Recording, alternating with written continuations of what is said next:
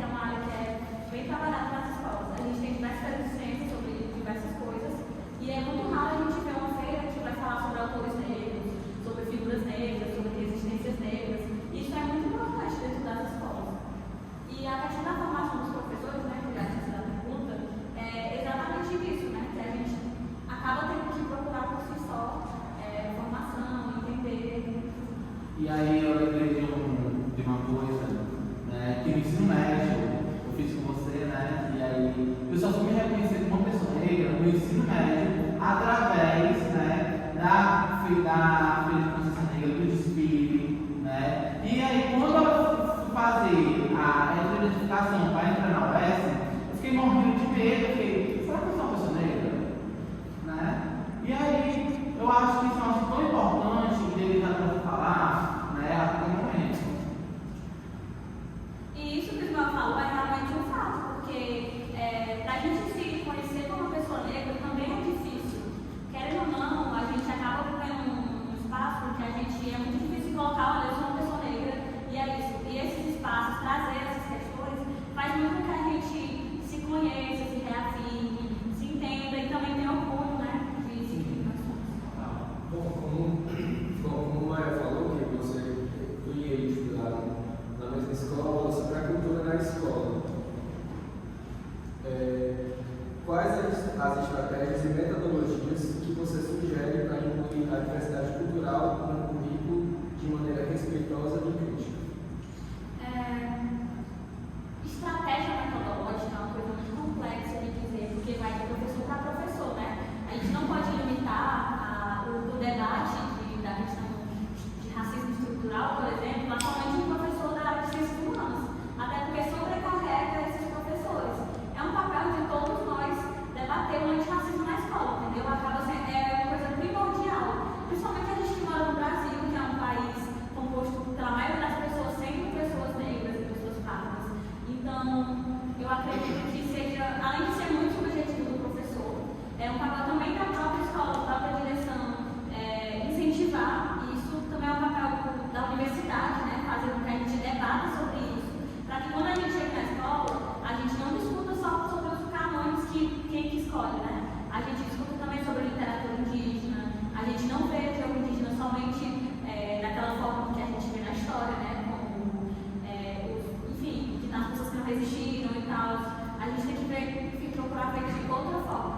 E eu acho que o estereótipo que foi colocado, né, daquela daquelas pessoas brancas, da branquitude, enfim. E também não mudar só no dia de uma data comemorativa, lembrar o ano inteiro. E acho que o que tinha lá na escola é um exemplo muito, muito interessante, assim, de que outras escolas talvez também pudessem seguir, porque a gente tinha a Semana da Consciência Negra, e nisso a gente tinha diversas coisas, como por exemplo no Era do Grêmio, no final da minha era, a gente trouxe uma vez uma batalha de rima, que é uma expressão cultural que as pessoas negras utilizaram ao redor do ano de resistência, entendeu? Mostrando como que a oralidade foi utilizada por essas pessoas para se afirmarem como pessoas negras e como que a escola também tem que ser esse espaço, entendeu?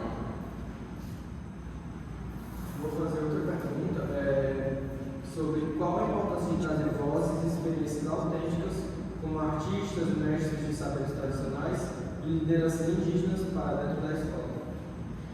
Isso casa muito com o que eu tinha acabado de falar, né? Com a importância de você levar pessoas que vivem isso. Como eu falei, né, na nossa formação, a gente não tem isso.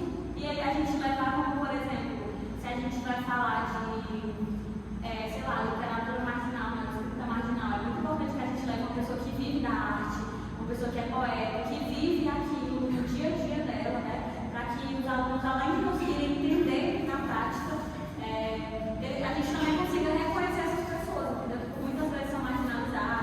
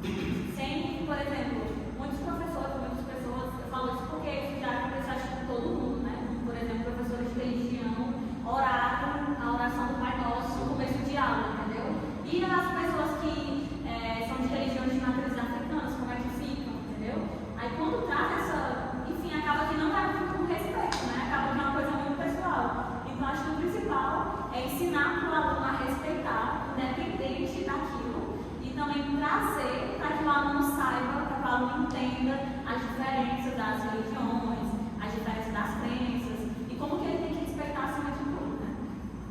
E aí é interessante falar sobre como, né, tem que ter os profissionais de educação tem que ter uma formação melhor, né, para falar sobre termos de religião, termos de negritude. Como ela falou, os professores de religião meio que só colocavam uma religião, não colocavam todas. E aí, o que aconteceu comigo? Como nas acolhidas, né, da educação Sim. que sempre inicia com a oração, né? E vai uma lição muito grande sobre a questão das máquinas africanas, porque muitos pais não aceitam que essas religiões sejam trabalhadas nas escolas. Tem muito preconceito. E aí eu até lembrei, falando desse assunto, de uma situação que aconteceu comigo. Eu fui assumir uma turma e a turma falou: tio, quando começa a aula, a gente faz uma oração para Jesus Cristo. Eu fiquei assim, como assim? Primeiro que é proibido, né, fazer a oração, porque a gente acaba excluindo o outro, né, que eu estou falando aqui. E assim, é algo sem noção, porque a gente está ali para explicar sobre as diversas religiões que tem dentro da sociedade, não somente sobre uma, né? Isso fica pra gente refletir, né? Porque, como tu falou, né? Quando crianças que chegaram, tio, a gente sempre faz uma oração. Então, quem que inicia essa oração? É sempre as crianças, ou já virou uma prática que elas só reproduzem, entendeu? Será que elas entendem realmente aquilo ou elas só estão reproduzindo uma coisa? E a questão dos pais, que tu comentou, é realmente muito vivo, né? Enfim, a gente consegue visualizar bastante, né? Principalmente quando a gente vai debater outro assunto, que o pessoal vai falar: ah, minha mãe acha que isso aqui é não sei o quê. E aí tem aquela questão, né, de que o ensinamento vem de casa, mas aí na escola a gente tem um espaço, a gente tem a oportunidade, como educadores, como influenciadores que nós somos, de promover o respeito e entender que a diferença entre respeito e verdade são pessoas. E aí acabar desconstruindo alguns dos nossos papéis, né, de desconstruir esse pensamento, né, eurocêntrico, né, das crianças, porque ela já vem, como falou, de casa, né, com um pensamento assim, totalmente da branquitude. Eurocêntrico. E a internet influencia muito isso. Sim. E também não é nem só os pais, às vezes os próprios funcionários da escola têm os preconceitos. Eles não querem trabalhar nada sobre a cultura deles, eles querem trabalhar só algo bem básico, só para não dizer que não trabalham. Exatamente, só para cumprir currículo, né? Só pra Só para cumprir o dia, né? Também. Bom, como lidar com situações em que os alunos ou professores, mesmo sem intenção, reproduzem a apropriação cultural?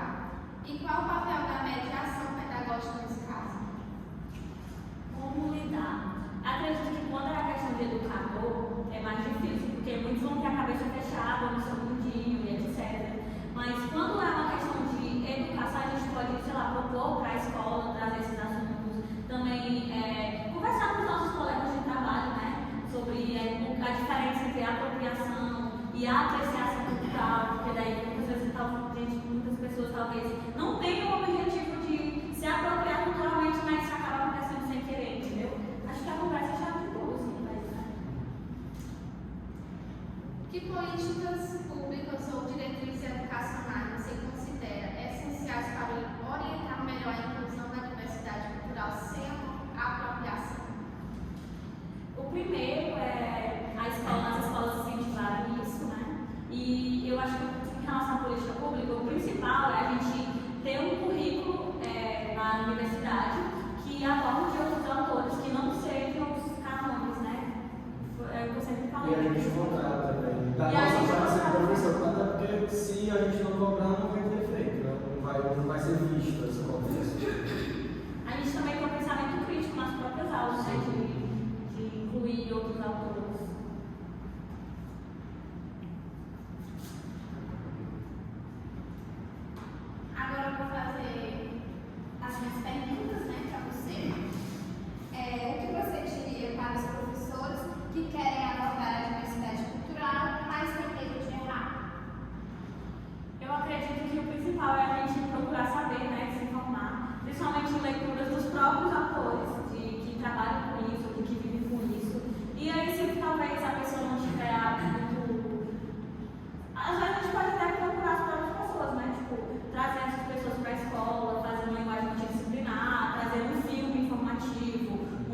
documentário, numa palestra de alguém que estuda isso, que tem isso como objeto de estudo, né?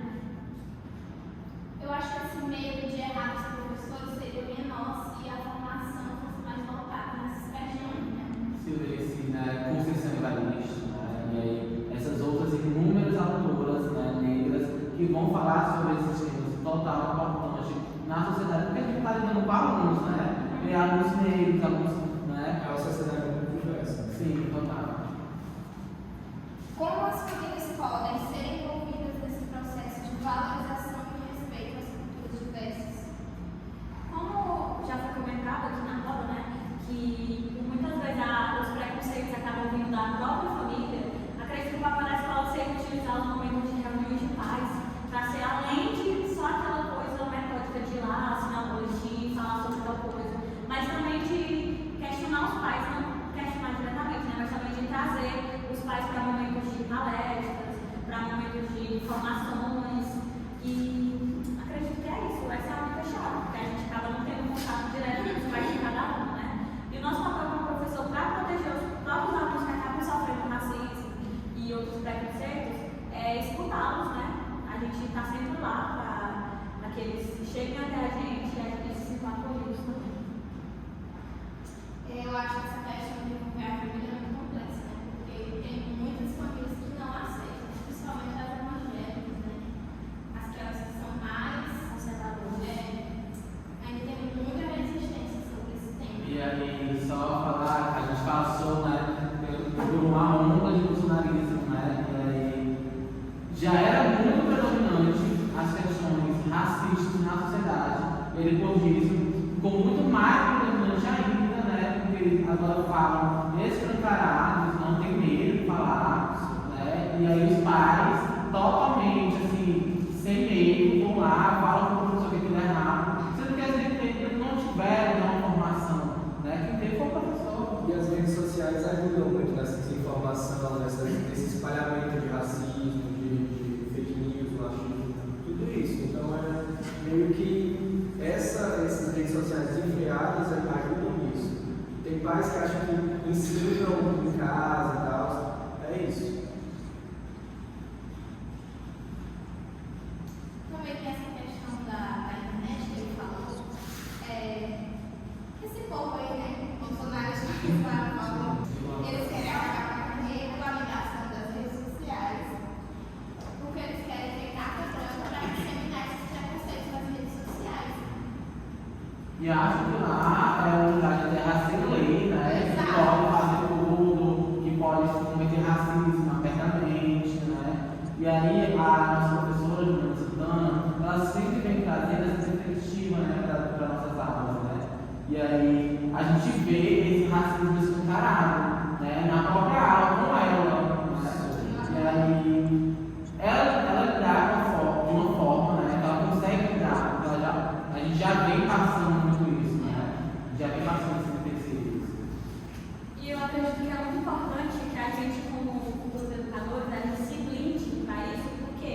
Porque os jovens estão cada dia mais conectados, né? Hoje em dia as crianças meio que quase nascem com os celulares na mão. E os celulares, como o Matheus falou, é tipo assim, é uma fonte de disseminação de fake news. E principalmente para os mais jovens, que muitas vezes essas fake news ou essas questões, elas vêm escancaradas de memes, né? De brincadeiras nas redes sociais.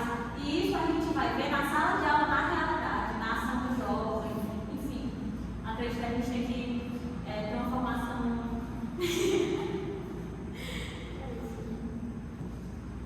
Gente, agora a gente vai finalizar, né? O Ismael, como ele começou, ele vai concluir, né? E aí a gente conclui agora, né? E aí eu peço muito obrigado pela participação da Vitória, né? Por estar dividindo, né, o conhecimento.